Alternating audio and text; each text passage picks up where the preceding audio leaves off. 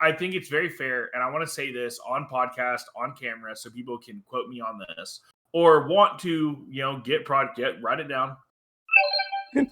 What's up, Response on Players? It's Riftbound and Down. We're back. We're back from the Houston Regional. We're having a great time. Everybody's laughing. I'm down with the sickness after being at the Regional, and I'm Steph. So how are you feeling, Jake? Well, thank you for introducing me. My name is Jake. I'm always here. Absolutely. I had a great time. Also at the Houston Regional. I will say it was my first time dealing with shrooms. What about you, James? Shrooms? Troops? Yeah, like Timo shrooms. Sure. I played Timo in twos. What? Got it. It's a guerrilla warfare. Yeah. I had a great time. I'm not sick yet. We'll see what happens. You will. Well, but yeah, it was a great time. I had a lot of fun. Did a bunch of different things, but we'll get into that. Brian, did you have a good time? So I had a great time. I'm also not sick, thank God. And I'm excited to. You don't know that. You don't put that on me. I'm casting Curse of Sickness on all of you. No, thank you. And I'm excited to get into the actual events of the day, of those 2 days that we were there. It'll be a great time. Let's talk about it. Mm-hmm. Let's talk about it. Let's walk through it. I think, Brian, you got there first, didn't you? I did. Yeah. I did get there first. Brian did. Yeah. Okay. So I got into Houston around 7:30 or so.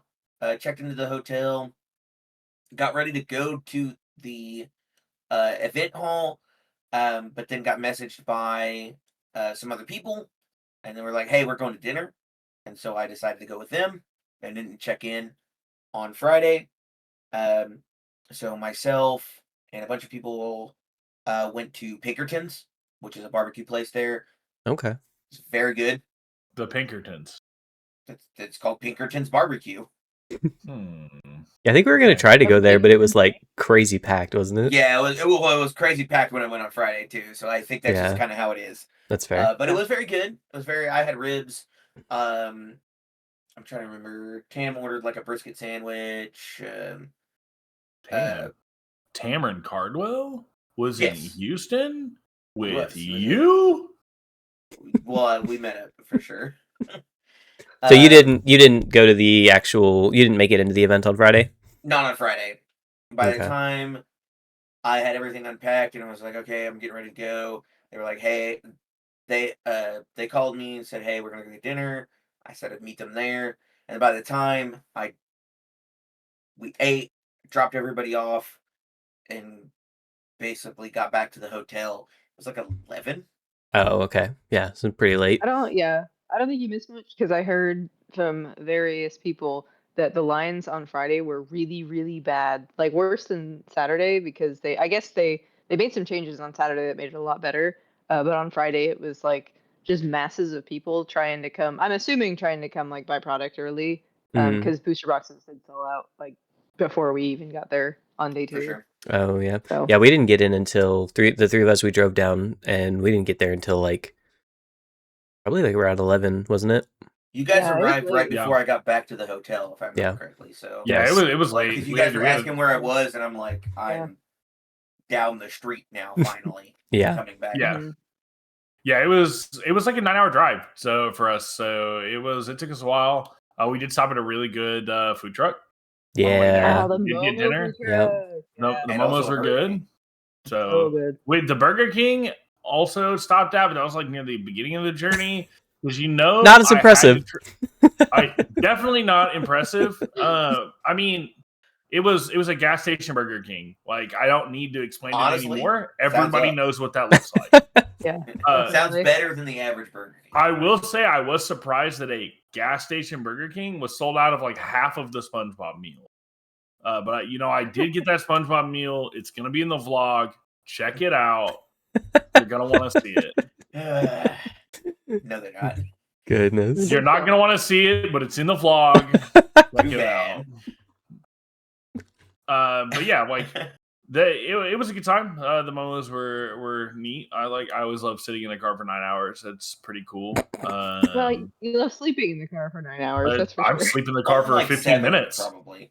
It doesn't matter where I'm going in a car. I'm probably sleeping in that car. That's a fact. Okay, so Jake is like a bird, sort of, where it's like if you cover up a bird cage, it'll think it's nighttime and it'll go to sleep.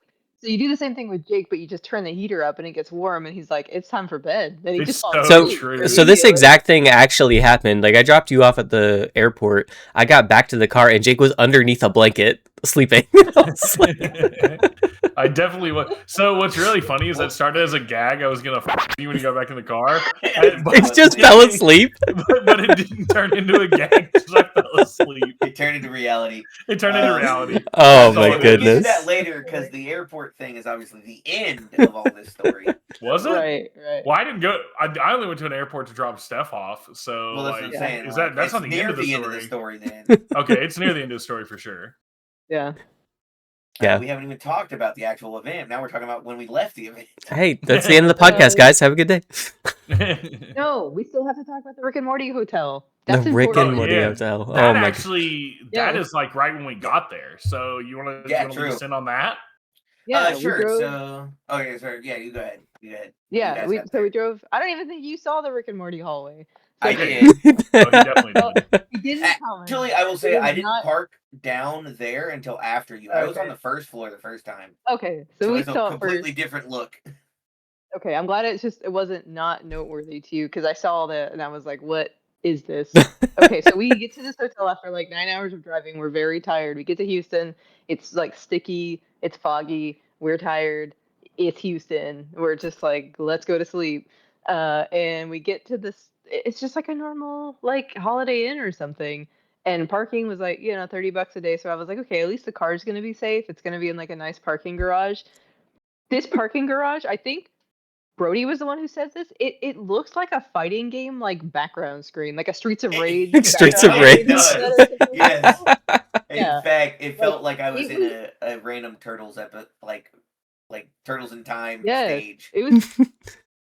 it was like comically sketchy. It was so funny. Like, okay, so it had like mural art, like spray painted like graffiti Mhm. mural art, which that alone didn't make it sketchy because I appreciate like graffiti and like mural art. That's cool. However, It looks good. It was the combination of like a bunch of random construction material and like dumpsters and like trash everywhere and like flickering lights. That really set it over the edge where it's like, okay, this is not so much artistic anymore as like, where the hell am I going? So we descend like 3 levels down the steepest ramps known to mankind. Scratch my car on the concrete on every level that we go down. Yeah. And then finally we park and we get our stuff out and we're just like, interesting graffiti. And we like turn a corner into the elevator hallway and there's just like full Rick and Morty murals, like almost 360 surrounding it. Like, Yeah, really they're all around weird. the elevator. Yeah. Yeah, it was They're on the elevator. I was like, what's going on here? story. Well, it was funny because like when I parked on the first floor and it's like just kind of more traditional graffiti and more of the construction stuff is on the second floor. So I was like, well, it's kind of full, but like there's some random stuff, and I'm like, it's not that bad. It's kind of weird, but like Yeah. and then The Rick and Morty really like was very strange. and then I remember I came back with them, and he's like, "That's interesting," and I'm like, "Yeah, it's kind of weird." That's something, all right. Well, Wasn't what I what's really expected. wild about this entire exchange is Steph explained it as she said it's a pretty normal Holiday Inn. No, it wasn't. I've been to a lot of hotels, and we've definitely been to a lot of hotels, especially over this last year. I feel like that was not a normal Holiday Inn. That was not a normal hotel. That was terrifying for one. Like once you get inside, it's like whatever, kind of weird that everything's locked. In like weird ways, and like the elevators aren't big enough for more than like a person and a half, and like Yeah. I don't know why at the top of like the elevator in the garage there's just like a patch of like green turf for some reason. Just like yeah, you're right. There's an astroturf. I forgot about that. It's pretty sick. Really I was gonna say a lot of the I did think it was really cool. Like obviously these were like commissioned murals because a lot of them are signed. Yeah, of course. Oh Which yeah, I'm like- and it was very professional. So like, yeah, like and then, like a lot of the murals, the actual art looked really cool. Like, even though Rick and Morty's, I'm like, well, this is really well done. Even though I think it's kind of weird, it's cool It's very random to see. Well, my question is, like, did the hotel specifically commission Rick and Morty art? No. They probably just commissioned you to do whatever. You have to do Rick and Morty on the walls tonight, you know? Whereas the guy just like, okay, I guess I'm keeping Rick and Morty then. They hired somebody and they were like, "Can you do Rick and Morty?" He's like, "No," and like, "You're fired." Yeah, like, get out of here. I assume that they basically hired somebody and they're like, "We know you can do good art. We've seen all these other things. Just do whatever. It'll be fine." Yeah. And then he was like, "I'm in a Rick and Morty mood, baby." Yeah, you'd think that they would do like Houston stuff, you know? But he was just like, Rick and Morty's pretty cool. And then he just like, it's the most like, it's cool with the kids. Obscure, controversial character on the wall. Like, really strange. You'll see. Okay, go look at just look at it in the vlog. I took lots of videos of Rick and Morty Hall. I didn't take a lot of it, so you got that coverage for us. I got that covered, but we're very off topic. I'm sorry, we're talking about Riftbound. So after that, we hung out in the hotel room, in our hotel room, for like an hour or so, and then I think you guys went to your, you and Steph and James, you guys went to your room. Mm-hmm.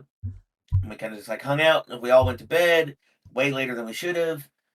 Got up super early and went to day 2 of the event, Saturday. Mm-hmm. Yep. The main event. Day 1 of the main event.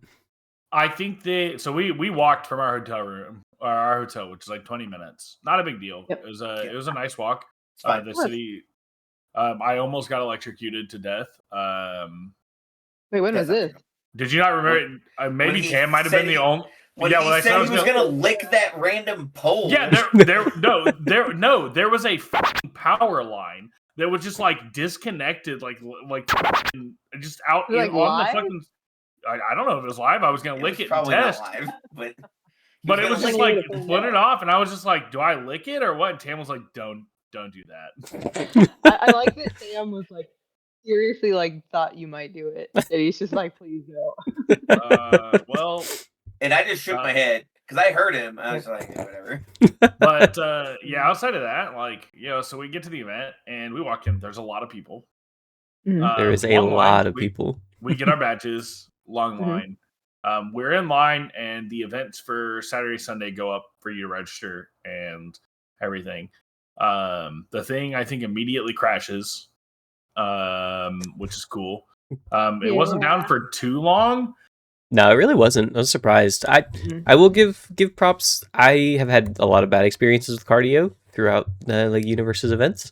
There really wasn't very much issues with this. Yeah, like it went down like the one time for the main event, and then I think there were no issues for the main, and then like I don't actually think there were issues for the side events other than like they didn't really get to fire on time, but I don't even think that was a cardio issue necessarily. I think that was a logistics issue of like them trying to figure out when they could fire these events. Yeah, having judge and staff ready to go, figuring out like when to like put different stuff and like where to seat people, because when we did 2v2s because we weren't able to make it into the main event. Yeah, unfortunately. When we got our pairings for 2v2s, it put us at like table 7. And I asked like 2 or 3 judges. I was like, where do I go? And he's like, oh yeah, you just go to table 7. I was like, there is no shot I'm playing at table 7. Like it was a 1-number table. I was like, there's no shot. And like, surely they're using that for the actual event, right? And a guy that also registered for 2v2s was behind me and heard me talking to the judges. He goes, all right, and just followed me over there. So like we all walk over there, and then we get over there like what the walk over and then somebody else is like, why are you guys over here? And we're like, well, whatever. And they're like, no, go that way. Yeah, like and like I think you showed your phone, and we're like, hey, it shows we're at table 7. They're like, we'll fix that. Like, you're not over here. Yeah, they're like, just go. They're like, I think you're gonna be over there. And I was like, and okay. We ended up at like table 700 and something instead. Sure. Yeah. So we had to do that, and then we had to sit down, and then they were like, there's this big thing of like they were like, hey, you've got to like sit down here. We're gonna do a player meeting, and then they were like, yeah, it doesn't matter where you sit. We're gonna do a player meeting. And then after they said that, they said, no, go to where it says you're supposed to sit, so we can verify that everyone's here. And so then everybody had to get up and move chairs. Yeah. And so little bit, kind of like this, that. I know it's a big event. I mean, this was only like, I think there were only 36 teams. So like that's 70 something people. Like, it's a good chunk of people, but I mean, comparatively, it's not that many. But yes. like I don't know what logistics issues they were having for that type of thing. I think it's just kind of like getting it going. I did notice like the side events and stuff. The one side event we got to play in day 2 was a lot better. Yeah. Yeah, like I we think didn't they have were any like slowly issues. figuring it out each day. Yeah, I feel like we're solving that problem. Yeah, I feel like they might have had more people interested than they actually expected. I think so. Which is a good I thing, noticed that- honestly. Yeah, like I think it was going back to like when we first walked into the event, because I don't want us to get too ahead of ourselves. Like Sure. signing up for the event then was a little frustrating for a lot of people because like as soon as the signups opened, the sealed box like side events were closed. Yeah. Like as soon as it was like on the hour, people refreshed and joined, and like even people that refreshed on the hour didn't get in. So like unless you were like holding your phone open, waiting for top of the hour or whatever, so that you could get into the event, you weren't getting in. So I think a lot of people missed out on that because so many people were prepared for it, and like everybody knows how hard it is to get like Riftbound product right now. So like the side event for the sealed box tournament was $150. So like a lot of people, not a ton, but like about as many as you would expect, entered the tournament, got their box, and left, and didn't even play. Yeah. So it was at least like 30 people each time, and the cap was like 124 or something. So like it wasn't a ton. It was like 108 Yeah. or 110, like 18 or something like that. And yeah, they had apparently they had boxes day 1, like I keep saying day 1 referring to Saturday, but on the Friday before main event, apparently they had vendors. They had given vendors boxes and stuff to sell, and they were sold at 130, I think, is what I heard. Slightly above MSRP. Yeah. 130, fine. No. But I'm apparently not saying anything like they that. were sold very fast. They sold out before too long, and apparently there were people buying other people's badges or chances to buy boxes, so there were just people buying cases out. I would say one of my biggest critiques is I feel like there were too many people just trying to make money that were ending up getting product and stuff out from under people that really just like would like product. Try and play. I mean, if you're going to these events, you've already probably owned some amount of product.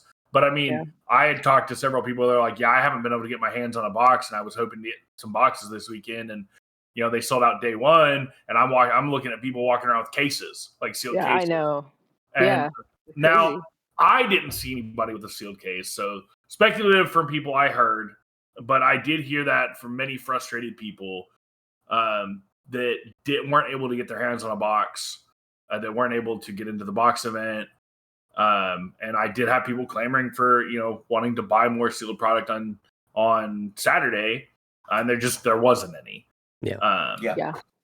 I think that was that's also my critique, and my two big critiques that kind of tie into each other is that like there was a lot of either spectators or people who were who had bought competitor badges but weren't actually competing, that were able to get product before competitors were. And it sucks for competitors because like you're playing in the main event, so like when like there was a lot of time in between rounds, granted, but like when are you realistically going to be able to like have time to go get your product or go stand in line for the merch wall and like go get your $200 RE Star Guardian fig that sold out in 5 minutes? So like when are these people who are actually playing the game and not just coming here to buy product and leave going to be able to get product? So I feel like there should have been some kind of preference given to competitors and not just the premium competitors, to make sure that we could get product before just the spectators could. That also leads me to another. I feel like I've got too many critiques. I promise, the event was fantastic. I loved it. I had a blast. I had a blast. It was super fun. He's just gonna be mean up front. I'm just gonna be mean up front because I think it's fair. I think it's very fair, and I want to say this on podcast, on camera, so people can quote me on this. I think it is very fair to criticize when something is not done adequately, or there are people that are putting their money in this game that should or want to, get product. Write it down. Quote me. I think it's fair to critique things from a player standpoint And from a perspective of people that want to get product and play this game, when they're doing something that is, I don't want to say anti-consumer, that's a poor way to put it, but I feel like could be done a better way and kind of hurts the player base more than probably intended. But I also want to turn around and give them like props when they do stuff good. So I want to preface this by saying I'm putting these critiques out first because they're top thing on my mind. They were some of the first things I noticed when I got into the event. We're talking about the very beginning of the event, but there are things they did very well. I would say things that were bad and things that were good. The good far outweighed the bad. Oh, absolutely. For me especially. Let's go into some of the goods, and I think that the goods. I think we're all going to agree on what the goods is. So I'm gonna ask like James, what was your first impression walking into the event? Because I imagine this is one of the goods. Yeah, I'm walking in through the entrance. Like, just tell me what your first impression was. Tell me your thoughts. I mean, I was like kind of just impressed, like, or like, because like you walk in through like not a tunnel, but like a little guided walkway of like these lit up, I don't know, just like kind of backdrops, and then they got like all of set 2 on the wall and all of set 1 on the wall, and then you like turn and it's just like this big open space. There's just the merch walls there, the prize walls over there, and they got tons of tables as far as you can see, and it's just like kind of awe-inspiring a little bit. I mean, I'll preface this by saying this is my first huge event. I've been to like Level Up Expo and other smaller card tournaments, but this is my first huge card tournament. And so just like kind of walking in and just seeing this massive open space with all kinds of like, they had like a free play area and they had like a stream setup and they had a full-on stage where they were doing the stuff, and it was just like I was like sitting there, I was like, wow, this is awesome. Like that was my first impression for sure. Yeah, I agree. Like that whole walk section is really good. It has the displays of everything. Has the big oversized cards that people were taking pictures with all Yeah. on like right next to the exit. It has the display of everything that's basically like, which got changed each day because on Saturday the display was basically everything you could buy at the merch store. But then on Sunday, one of those displays right there was the regional winner plaque. It was all the stuff that was basically going to go to whoever won. Oh or yeah, at least a copy of it. Oh, that's right. Yeah, the little podiums that they had or whatever. Yeah, it was really cool that they were changing them each time too. Yeah, there was like a lot of thought put into just like the optics, like when you first walk in, like being like blown away and being like, oh, I'm at a big tournament, like, oh, this is a big deal. And I wanted to really like, I was really excited to see the free play area because so in our other podcast, the Universes podcast, I talked about this a few times. So just to contrast it a little bit, granted, Universes is a much smaller game. But like going to these Universes events, I wanted more opportunity for people to play pickup games and for people to kind of engage in people playing in the main tournament without being in the main tournament. And I felt like Riftbound did that so well to the point where people didn't really want to play in the main event because the side events and the other stuff going on was like so much more fun, So I think they did a really good job like building up the tournament around the main event and like hyping it up with like the viewing, like the stream being like projected onto that big thing and having like a viewing area with seats. It was like a theater style thing, and then having the free play, and then they had like card slinging with the devs, just in case, or with like staff, just because some people might be shy, you don't want to talk to random people. Well, go play with the staff. They get paid to talk to you, And then like there was something There's a for whole everybody. learn to play section. Yeah, if there was this something was actually the first thing you're going to learn it. Yeah, something for everybody. So it was like people who didn't want to compete, or, and this is important, people who couldn't because the competitor badges sold out so quick. They all had stuff to do, And so I loved seeing that, and I can't wait to see more of that. As someone who's will play competitively but doesn't necessarily want to, that like made my heart happy. Yeah, I think like the walking in, the showmanship, I hope they keep ramping that stuff up because I feel like this is a really good step. This is very good. It was very big. It was notable, coming from like Universes and stuff. It was fantastic. It was amazing. The merch booth looked cool. Everything looked like well designed, stylish. The spectator area where they had the stream up on a big panel and you could sit there and watch it. like rows of tables for free play that were designated free play, so you could walk over there and just play the game if you were hanging out waiting. They had they had a couple of food things in the venue. Yep. And the food a little bit pricier than, regular food, but that's normal affair for this stuff. That's the price of convenience. That's the price of convenience. So no complaints there. And the food actually didn't taste bad.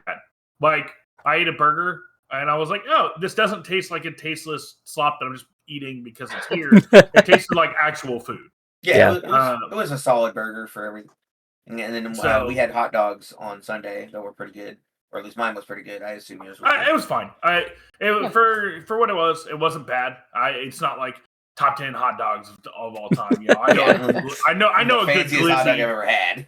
But it was good. Like, I think walking into the event and really getting that, like, establishing like you're at a big event, it was fantastic. There are card vendors, but they're neatly in good spots. Everything felt accessible. The flow was really good, which is very important. The flow of like getting from thing to thing with over 1,000 people minimum in this location was very good. I never had a point where I felt like I could not get to another place in the area. So like that alone is a massive accomplishment. Yeah, it was awesome. It was just the way everything was laid out. I mean, it worked really well. Like, main event side, like most of it was down the like portion of the room that was like furthest away from the entrance. It was like there were a couple sections that were like kind of main event designated, and so most of those people were over there or kind of towards the registration side, because that's where they had like the clocks and the PA announcement system and stuff like that. So all of the people that were in the main event were kind of in this area, and then everybody who was doing side events were a little bit closer to the front or off on the side, and it was just like everything had its space and was like very easy to access. I agree. Absolutely. It was very compartmentalized in a good way. Just taking it from like the badge perspective, because I don't want to talk about the badges since we're moving past like entering. Not being able to pick up a competitor badge when there are people actively not showing up to round one does frustrate me. I do feel like there were a handful of people that bought competitive badge or the premium competitor badges specifically to come in and get a bunch of extra product to try to make money. There were a bunch of seats empty, and as somebody that wanted to play in this event, and I signed up maybe 20-30 minutes later than James and Steph did. And I signed up about probably 30 minutes after that. Which, granted, they got when they increased the cap, that's when they got into the event. So they increased the cap, and then even after increasing the cap and letting more people in, it still seemed like I couldn't get in. And like to have a final check-in and have like a last-minute registration maybe, or like this is just my suggestion. If you meet, you should have to check in at this time. Check-ins close at this time.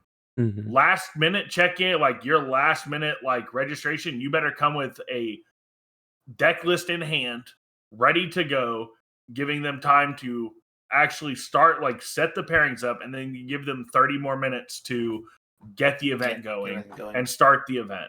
Because I also think them putting these event times so close to opening when you have to wade through a line of 1,000 people to get in is insane. Nothing started on time. Yeah, I mean, I got my pairings for round one before I finished filling out my deck list. So yeah, it was, I think, a little bit the start time for the main event was a bit close to the enter time. 10, just right?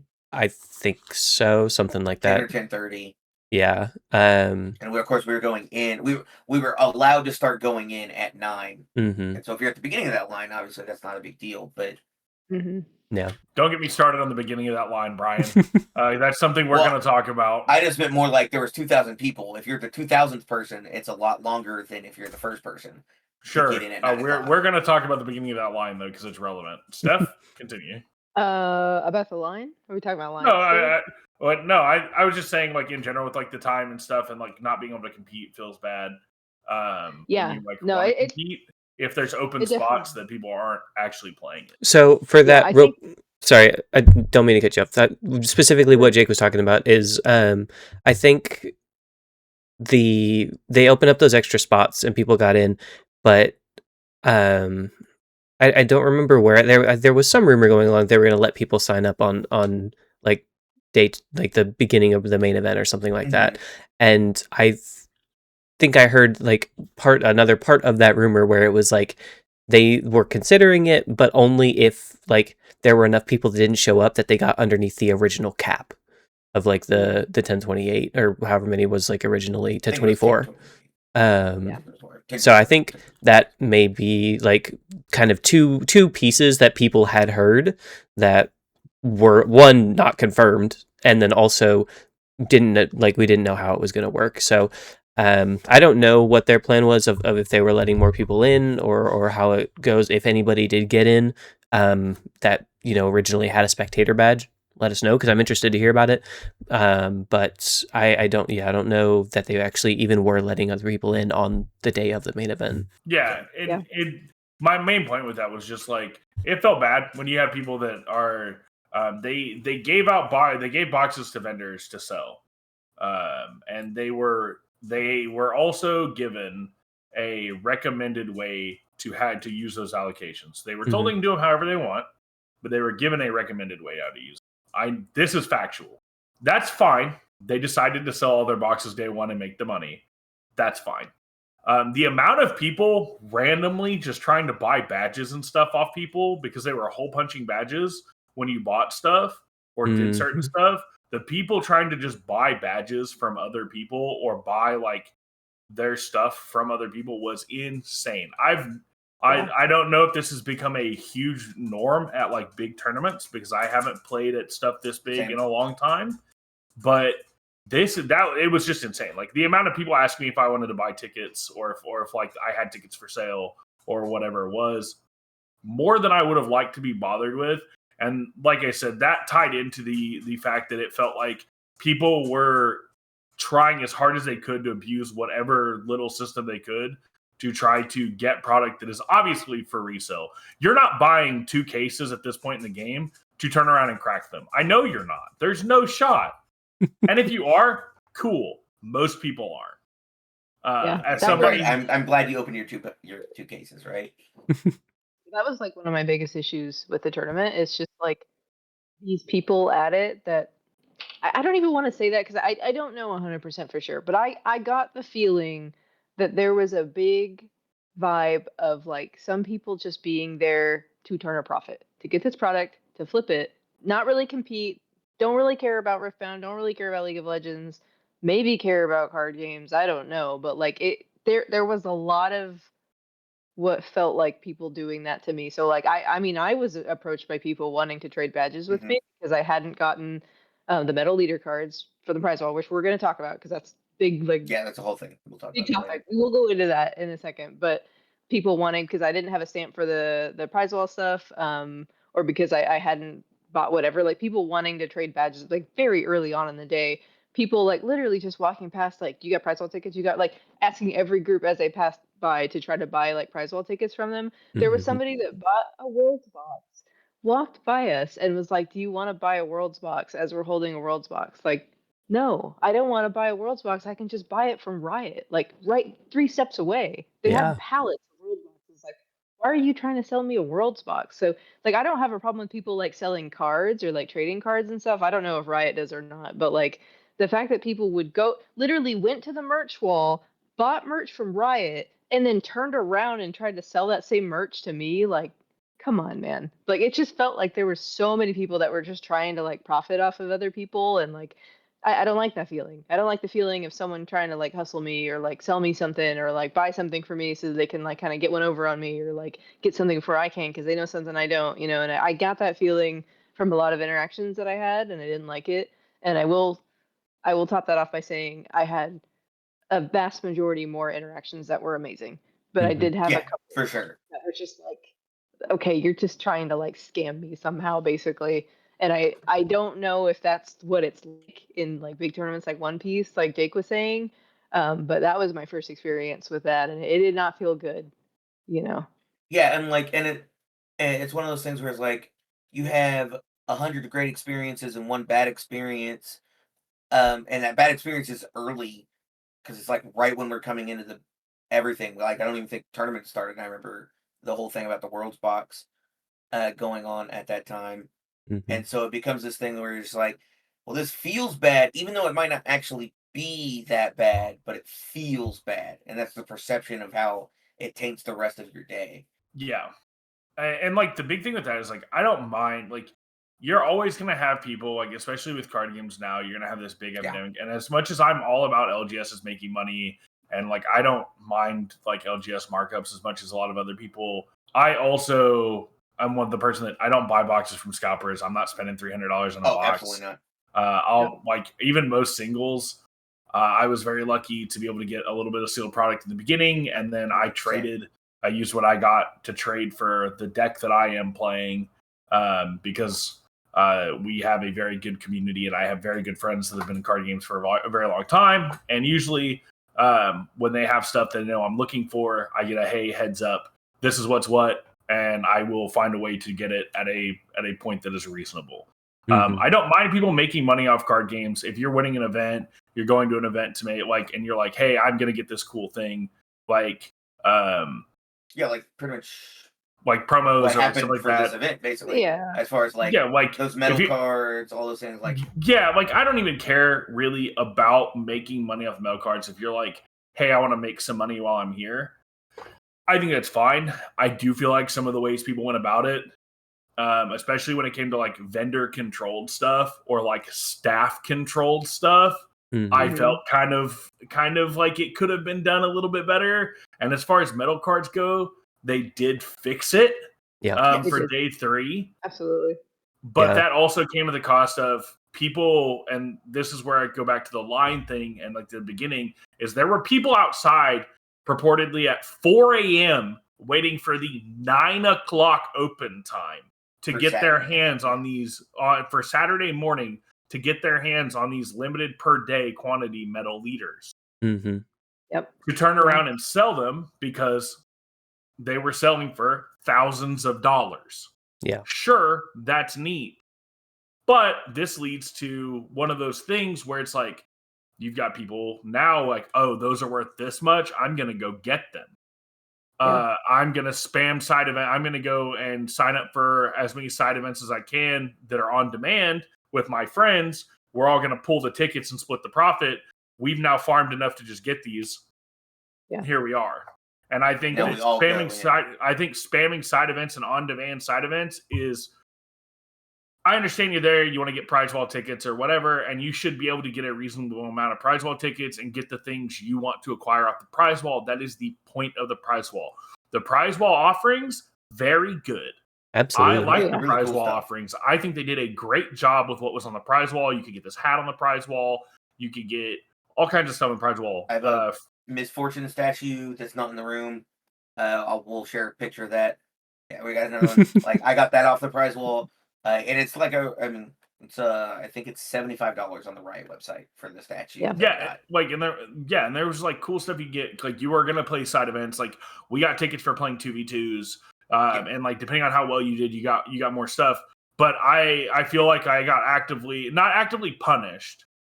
But I don't want to say it that way. But I do feel like if I wasn't min-maxing side events with my friends, exchanging tickets, I wasn't getting the most out of the prize wall. I feel like I was getting less out of the prize wall for wanting to actually play the game as intended and spend the 97 hours it takes to play through any level of event to play and get 4 of us, we all scoop. We split it all. We do it again. We all scoop. We split it again.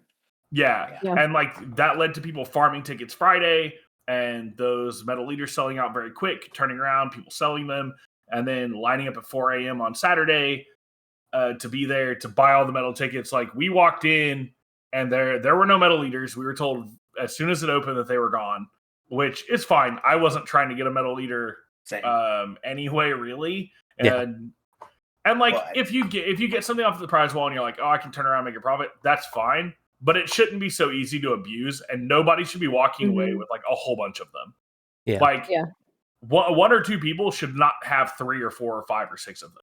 Like that is insane. I know they tried, so I know they did their best to mitigate that with like the punches, but like we said, there was stuff happening where people would have friends, and so like they would use their friends' badges, or people would trade badges, or they would buy badges. So there was like a lot of that going on, and I don't really know how Riot fixes that problem. I think what they did on day 3 really did fix it, but I want to walk back just in case people don't know Really what we're helped. talking about with Metal Leader cards. James, can you tell us what the Metal Leader cards are? Because you haven't talked very much about them, just so people know what it is. Yeah, I mean, so there was on the merch wall, there was like, I think on day 2, there was 10 of each leader, and then on day 3, there was 15 of each leader. But basically, they were just metal versions of the standard like leaders. So the standard, the standard leader you would pull in your box, it was exactly the same, except it was metal. Versus the like best of promos or the best of metal cards, which were metal and like textured.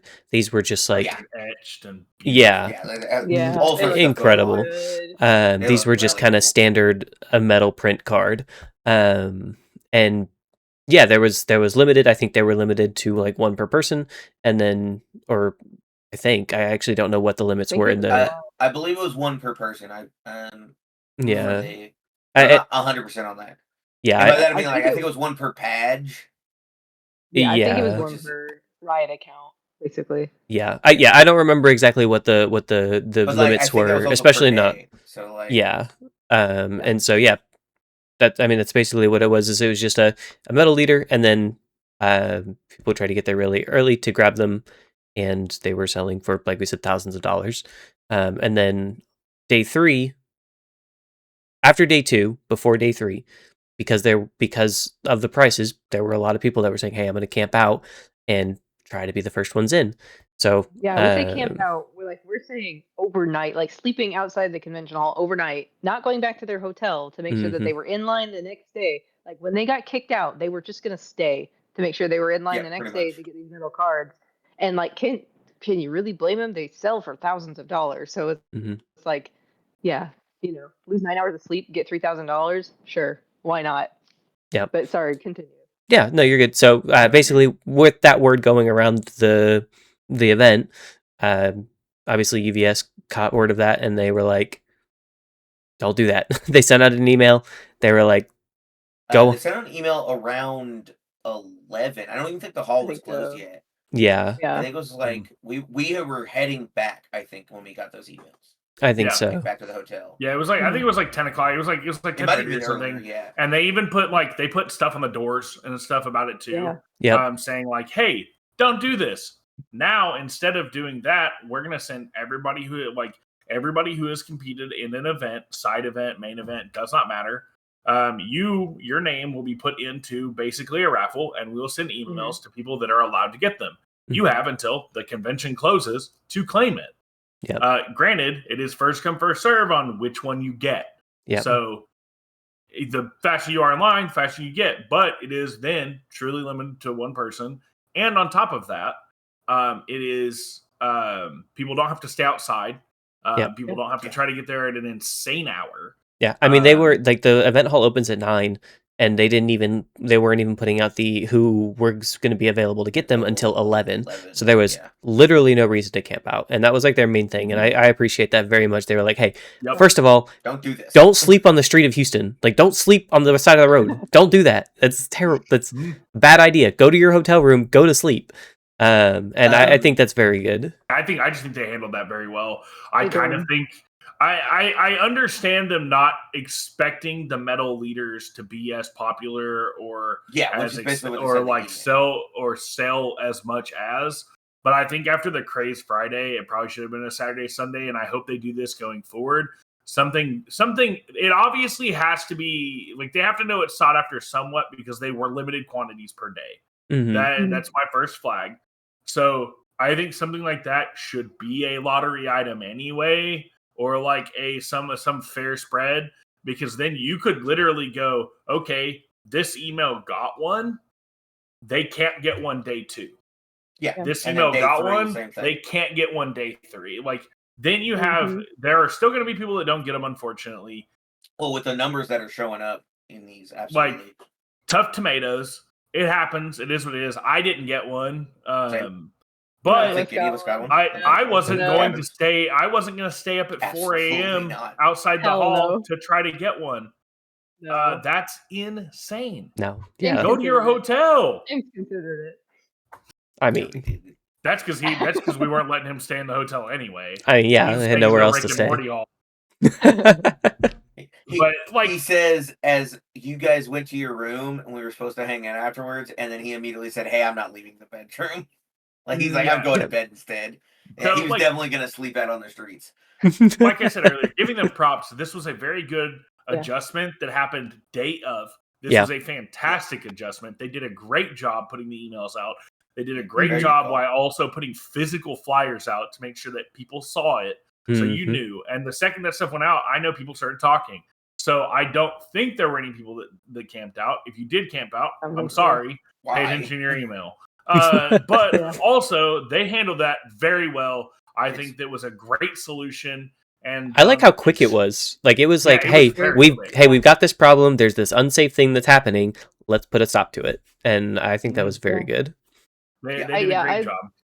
I love that focus on like participant safety because Mhm. I really noticed that. Like I just noticed like a focus on like the people like at the event. Like there was just a big focus on that. There was like they were worried about your safety. Like I know it's very minor things, but like there was water stations. You know, it was really Mhm. easy to find Yep. water. It was a big Mhm. open space, so it didn't get really hot and smelly because of all the Yeah. people in there. You know, like Mhm. it was fine. And then like there was plenty of bathrooms. Granted, I was in the women's restroom, so I don't know what it was like for the men's restroom. It was I had perfectly to fine. wait, I never Yeah, I never had to wait. Awesome.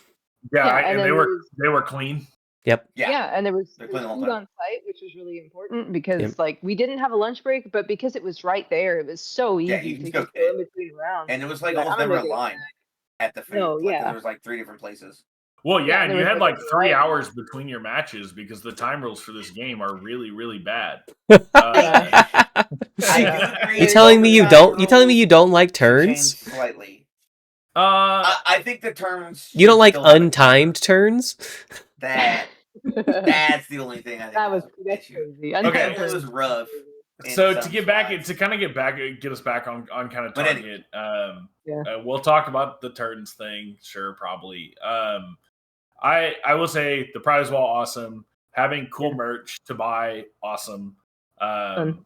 Getting to meet cool people. Shout out to Joel, who walked up to me and Brody at the end of the event. He walked up, it was really cool, and got to witness a really, really weird, awkward, and morbid conversation that I had with a certain person and another certain content creator that I'm fond of. So shout outs to Joel if you see this. But also, yeah, it was a good time. Day one, like I said, what did you guys do for day one, Steph? I went into it not really wanting to play, which feels really bad to say because there was a lot of people that wanted to play and I got to and they didn't.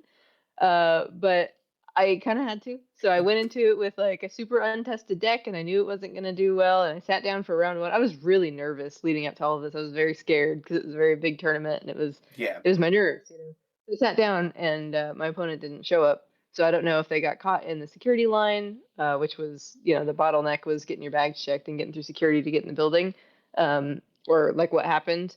But I did not have a round one opponent, so I just kind of played a friendly with the guy next to me who also didn't have an opponent, and that was really fun. And I said, "Hey, I won round one. I'm gonna drop and play in a box tournament." So that's what I did. I dropped out. I went and played in field box tournament. I didn't pull anything great, but I had really good time playing with people, and I did. Which is pretty good. Oh, I think so. Yeah, I didn't pull Yeah. anything like super noteworthy, like no overnumbered or anything like that. You did really well in Yeah. that, though, didn't you? I did, yeah. I went 3-1. Yeah, I played like Yasuo. I historically I do okay in sealed tournaments unless I'm playing twos with James, and then it's really bad. But That's a it's- James thing, right? That's That is a because James thing. Also, James as nervous is a as you constructed are, princess. He's good as at those. James is a constructed princess. Yeah. As nervous as you are about this game, you do tend to do better than you think. I've noticed think it so. with UBS I think it's true of and, both and onto games. this, and not just to glaze a teammate. But like, yeah, you went 3-1 in a sealed event. Like that's Yeah. not easy. No, yeah, no, it wasn't bad at all. I had and I had a fun time. I just like the limited format. I think that works better with my brain, you know. Same. Limited's so fun. It just kind of works. And then I just build the deck that I think I'm gonna like, you know, and it ends up working out because I like the deck. So, but yeah, like the sealed box tournament was really fun. I really loved all the opponents that I played against, and then I also played in like twos after that. But I found that as the day wore on, like my conversations with people and the people I met, like I enjoyed them more. Not that if I talked to you early in the day, not that I didn't like talking to you, because I enjoyed talking to everybody that I talked to. Good save. I guess those guys who are trying to buy your badges. You'll never know. No, I still like that guy. That's fine. Like I liked everybody I talked to, unless you were the guy walking by. You were just like price tickets. I don't like you. Don't do that. Don't do that. Don't try to buy my prize tickets. Or buy your badge, or like sell you a product that you already bought. Yeah, I did find that as the day went on, I guess I was having more like genuine conversations with people. I found that people were more willing to kind of open up and be more authentic, probably because they're a little more comfortable. But honestly, I also think part of it is that the people that were only there to buy product and like get the fuck out were out. Like they were gone by that point because it was like afternoon, you know, and so it was like the people who just wanted to buy stuff and go resell it had left the hall, you know, so it like really thinned out. And like so there's people that like did the box tournament and got their box and left. And then so like the conversations I had were really cool. Like talked to people about Arcane, and people were really passionate about League of Legends. Like I played against an Ari cosplayer, shout out to her, she was really fun and really nice, who was just like really passionate about League of Legends, and she was like really happy that I actually cared about League of Legends, because she was like, yeah, I met a lot of people who were like, I don't know anything about these characters, I'm just playing the card game, you know. And that was very disappointing for her, which I understand. Yeah. And then I played against someone who was another woman who was like really passionate about Arcane, and also shout out to her because it was really fun talking to you. We got to talk about Arcane a little bit. I'm gonna get a little cringe on Maine for a second, but I really enjoyed this conversation, so I wanted to relay it to you. Brian might know what I'm talking about. This person told me that I am not allowed to ship Ezreal and Lux, and I was like, I didn't know that they ever interacted. They vaguely interact, but that's a very popular ship between the two of them. Okay, and then I asked why, and the answer was because it should be Jinx and Lux, and then I was also like, I didn't know they interacted either. I don't actually know if they have, and that's fine. That you like, you wanna. Yeah, no, I'm. But I'm just like, I don't actually think there's any like story interactions between Jinx and Lux. I'm not sure, but I'm down for it. But like, I love those. That was a fun conversation. Like, I had a blast talking about that. I was like, I could see it, and then I was like, you know, if I was gonna be interested in Ezreal talking to anybody at all, it would probably be someone random, like about a Renata Glask or like Elise. Elise. Oh man, those are wild choices. Interesting. Yeah, so like, read some crazy fanfics over there. But that was my day one. Day two. James, how'd your run go? Yeah, I did get to play in the main event. I did some practicing beforehand. I was one of the other 300 Dirty Kai'Sa players. And like 330 something like that. There was a lot. A lot. Like 33% of the field. Yeah, it was insane. So I played 5 rounds, and 3 of those rounds were against Kai'Sa. Round 1 was against a newer player, and they were playing Kai'Sa, and they were really fun to play with. I ended up taking it in 2, but then we played another game afterwards, and I kind of like helped talk them through the deck a little bit, because they were still a little unsure of exactly how everything worked sometimes, or how certain lines should be played. So that was really fun. Round 2, I lost to a Volibear, which I was a little disappointed in, because I did feel like I had an okay matchup. I made some misplays there, and also I think just picked the wrong battlefield. I had Arena's Greatest, and I think if I play it either turn 1 or game 1 or game 2, I win those, because both of those games I was just a single point off, and then we just try to figure it out in game 3. Round 3, I played Kai'Sa Mirror, and ended up taking that one. They misplayed on that one, went to 3. They misplayed in the 3rd game by missing their Darius trigger to ready him, and I was able to use that to win the game. 4 was another Kai'Sa Mirror, and I ended up losing that one. They were a very good player, and just was very good into the matchup, and kind of just went first and were able to out-tempo me pretty much the whole time. It was very good play. And then round 4, I lost to Annie, which was kind of like a toss-up match. I feel like if Kaisa draws hot, they can beat an Annie that draws hot. I did not draw hot. I got 5 Ride the Wind both games. Game 2, I was like, I'm going first. I'll pick Arena's Greatest and try to aggro out. And then my hand is like, after my first couple draws is just like no 2-drop, 3 Noxus Hopeful, 2 Watcher or Thousand Tail Watcher.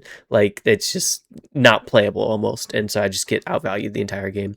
So after that, I was out of contention for sure, and I was like, I'm gonna go drop and actually walk around, see the event, play some side events, stuff like that. Because like we were saying before, like even though there was a lot of time between rounds, you still don't get to really explore if you're in main event because you always have to be ready to leave for pairings or stuff like that. And so it was nice to even though I didn't do well and I had to drop out, I was able to, then explore the area, see the prize wall, see the merch wall, play in some side events, hang out with all my friends and everything. So I had a really good day. Not competitively, but just had a good day. What about, are you passing over the 2s? Were you like, are we doing this on purpose? We're just not going to talk about our 2v2? James, tell us about your 2v2 day 2 stuff that you did. And who was your partner? Day 2, we did sealed 2v2s. Me and Steph did, and it was rough. We did not have good sealed pulls. We pulled Yasuo and an Alt-Art Yasuo, which was awesome. That was the Yasuo Remorseful, the one where he's like the dragon, wind dragon or whatever. That art looks great. Love it. And then we pulled Leona. And so not only if we wanted to play both leaders, not only did we have to share green, of the stuff we had like 2 things that cared about stun. So Leona did not get played. We built the best Yasuo that we could, and then I just picked good color buff stuff, and I was like, we're gonna see how it goes. And Steph, how did it go? It went bad. Like. It was close. The first game was close. It was probably the sweatiest game I've played possibly in my life. That might have just been because James was present, so honestly. It's true. Yeah. James is sweat. We got destroyed. And then we went into the second. No, we didn't get destroyed. It was close. It was a 1-point game. We got to 10 and they got to 11. So they had like a crucial fight or flight at one point. And I think if that doesn't happen, it's possible that we win. There was also a little bit of a misplay and a unfortunate judge call where they were told that they were able to hide things at battlefields that their teammate controlled. Just not how it works, but that's what the judge said, so we ran with it. I don't know how big a difference that made, but obviously it made some kind of impact. But it was a very close game regardless. It was a lot of fun. I enjoyed that first game. I think it was like for the sealed pull that we had, making it as competitive as it was, I thought it was very good. But fun is a word for it. That's not the word I would use, but that's a word for it. Fair. The game 2, not so much. Yeah, that absolutely. It was fun in the sense that it was over very quickly, and then we looked at each other and we're like, "Are we having fun? No, we're dropping." No. And then we actually win. Yeah. That's good, right? It's just RNG. So yeah, game 2 they had like a Kaisa with Falling Star and and they had like Ari with the actual like green Ari as well. So it's just like we didn't get to do anything. Yeah. What about you guys, though? I know you guys played teams. Probably did better than us, right? So, yes. Brian, you wanna kick us off? Who was your partner for teams? And let's talk about your first set of teams for Constructed. So I played teams alone, actually. I played with Jake. We played Darius Timo. Yeah, we played Darius Timo in Constructed, which was super fun. There were a couple of rough matches. Well, we played 4 rounds. We went 2-2. Got a handful of tickets each. Really fun. Super cool set of matches. Pretty much all of them were pretty close. There was only really one that was kind of like a blowout. Yeah. Where we just like really didn't get to play. I did not. I drew so cold. And then Jake was fighting for his life to keep us in the game for a while, so I could try and get in the game too, and it just like didn't matter. Just doing purple stuff. I couldn't draw anything that actually. I think if it's the game that I'm thinking of, I played Fight or Flight like 5 times. 7 times. Yeah, it was. Yeah, it was like a lot. I just kept like, playing it. Okay. It's so funny. Yeah, so like I think I played like 2 units. Yeah, I think our games went really well. I think our synergy in game 1, which was unfortunately a very rough game.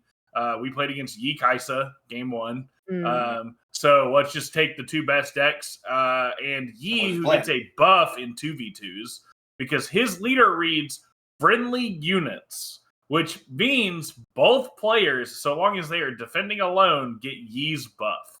So passively, he's a rock star, which makes him really annoying to deal with. So both of our losses actually had a Yi in them. Yes. Our first one we got is where we kind of got like stomped. No, not stomped. I would say I think the Yi set was the one where we really got stomped. We were actually closer, I think. I thought we were also maybe we were closer. We were actually probably closer to actually 9 to 11, which is really not that bad, right? 2 points. Yeah, that's fair. That one just felt rough because like I was trying to get rough. I was trying to deny the Kiana for maybe a little bit too long, and having 7 turns. Yeah, try to get that off with. They had a Kiana that I wasn't able to kill. Because I hadn't drawn a kill spell yet. I'm just getting rid of it. Let's move on. Yeah, so then game 2 we play a Teemo Jinx. Very lovely people. Had a fun game. We took that one, and then we played Set Yi. The set player doing stuff, but like it really felt Yi was just in control of that game. He played White Flame. His buff was like making it so that the set players like stuff was a little bit harder to touch. And I didn't play. I think I played like 4 cards. Yeah, and like Brian wasn't able to get any good cards. Like that's rough. It was a rough game. Like I'm sitting there like trying to move stuff around and trying to interact as much as possible, and then finally I just ran out of gas. I was just like, I can't keep doing this, and they're just still getting value for being able to take stuff. So we ended up losing that one, unfortunately. But that's kind of the way. I think I only drew top end. Like I think every card would be like, oh, I can't play that. Like I don't know, I can't afford that yet. I have to wait another turn, and just over and over. It was rough. And then our last game, we ended up winning. I think you guys actually got to watch us play this game. We played against Annie Lee Sen. Yes. Which was really interesting. It was a very close game, but Brian and I think, saw the win path at the same time. And by this, we had actually been doing a little bit of talking, and like we're like actually coordinating, and we kind of figured out what we should be doing by the end of this, because like. We didn't go into this like practicing to play 2v2s or anything. Like we weren't like, we're gonna do this. I decided to play Teemo on a whim because I took set in case I got to get into main event, or like to play ones in case we played teams. Like because teams is just 1v1v1. It's 3-1v1. So I took set is what I was competitively ready to play. But I had Teemo in my bag, and I liked the blue-purple play style. So I was like, I can play a really supportive role, and his Darius plays kind of aggressive. So, maybe we can do something with that. And that's what we took into the event. And like I said, we went 2-2. So it wasn't bad. I felt like we had a good time. We won that last game. It was close, but I think once we both saw the play path, we were able to control the game. And they spent a lot of focus to keep my Mundo off the board. Like putting it back in my hand with the rebukes and stuff. Like the Andy player had to keep recycling runes to kind of deal with anything that like was notable threat. And we were able to just like, I could push stuff around. They tried to dragon kick one of his guys into his other guys at one point, and I was just like, I'm going to channel him a rune and put that back in his hand because I can play retreat. So I saw that. I remember that. You guys had like call a judge on that, I think. I remember that. To like make sure. Question about how that worked. Yeah, so that was fun. I will note, 2v2 kind of complicated, and like there's some stuff that's not extremely obvious, and there's a lot of people that have no idea how it works. So after day 1, and we kind of like we had our fair share of judge calls and stuff that we didn't understand how it worked. Day 2 we played sealed 2v2s, so we had same one you did. And the same one they did. Unfortunately, we only got to play one game because we had to drop. Because we're doing Top Cut interviews. They were nice enough some of the staff was nice enough to set us up in a little spot with some chairs and told us that we were allowed to set up our recording equipment there, which was extremely nice. I don't know if I don't want to shout said person out because I don't know. Appreciative. regardless. I don't know. I don't want to get anybody in trouble just in case, but very appreciative of how that works. Very appreciative that they gave us a spot to do interviews. And we did do interviews. We got to interview the best of Misfortune player. We got to interview one of top 4. We got several top 16 interviews, which will be up on the channel hopefully within the next week. Check out our socials and stuff for snippets and shorts and all that stuff. But we played sealed, and that one we played Kaisa Misfortune, and I'm sad we had to drop because I felt like our decks. I think that we could have gone all the way, baby. Andrew, you're gonna bleep this, but our deck's bro. It was so fun. Like I built Kaisa. Like I had 4 stupefies in the list. I had like 2 or 3 cleaves. I had like all kinds of like red, blue, like dumb stuff, and I didn't realize you could play a third color in sealed. Yeah, we didn't. Neither of us did. Yeah, we didn't realize you could play a third color with your hero. So like, I thought it was you could play a third hero if you didn't have a leader. And so we built on our colors, and he built top end MF. He played 12-drop volley. He played Anivia. He played some of the big stuff, and I think channeling Rune Bear, like. Yeah, and he had 2 of the 2-drop channel a rune or draw a card if you can't, and then he had the 2 4-drop and the 1 Catalyst of Aeons. Yeah, and like our game, he's like just sitting there ramping, and I'm just like, I'm gonna try to control a little bit. I've got some of the red stuff, and like my top end is like the mechs, and then I also got to play the big worm, the 8-drop that says your friendly units enter ready. So because Brian is my friend, Brian is also my friend. His units got to enter ready, so he's just like Anivia, it's ready. Big it's ready. Let's go. Giant bear, it's ready. Like, and then we slammed in, and like, and then at that point, I had all my giant cards in, and they're like, I don't know how we kill these or deal with them. And I'm like, I don't know how you do either. You're gonna have to figure it out. Not my problem.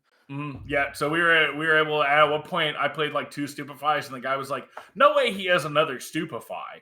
And I was like, I think you retreated instead. I think you I think that's why I retreated. Stupefy next turn. You're like, I do have another one. It's just not. Yeah, I was like, I do have more, which was really funny.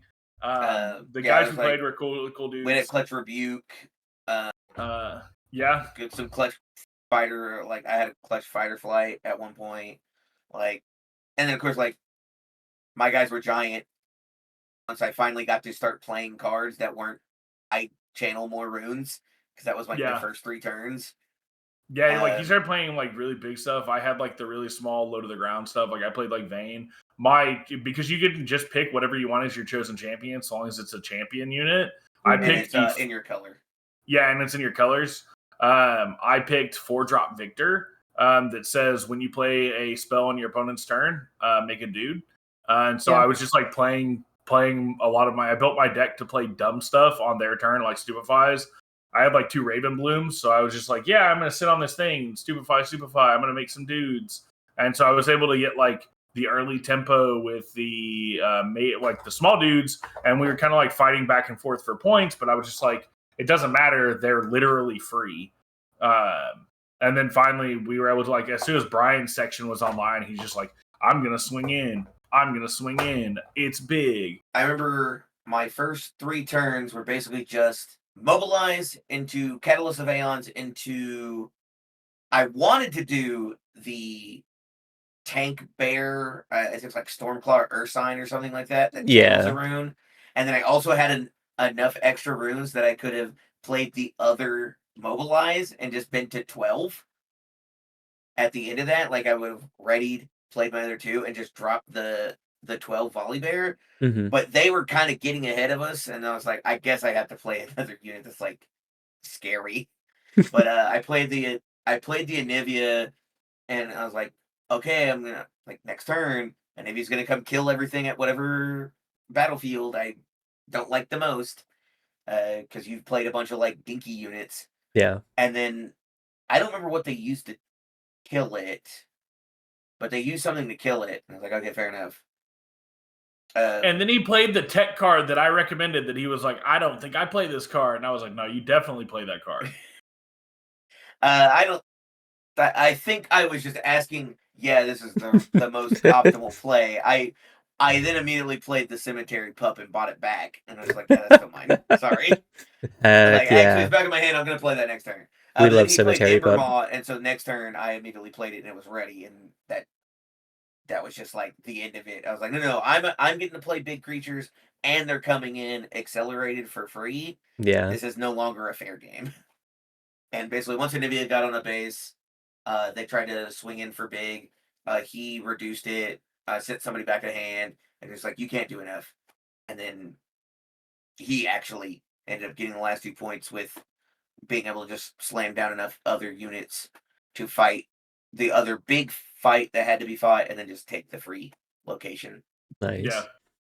Yeah, it was a good game. I'm sad we had to drop. Fun.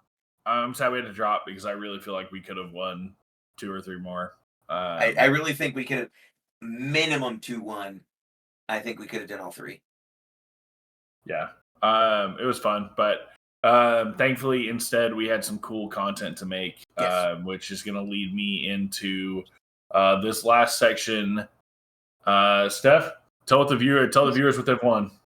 We spent most of day 3 making content. Like you said, we did a ton of interviews. I did a bunch of like shorts throughout the day. So if you want to see those, and you should because they're really good, make sure you subscribe if you haven't already. We are here on YouTube as you're watching. We're also on TikTok. We're on Instagram. We're on Facebook.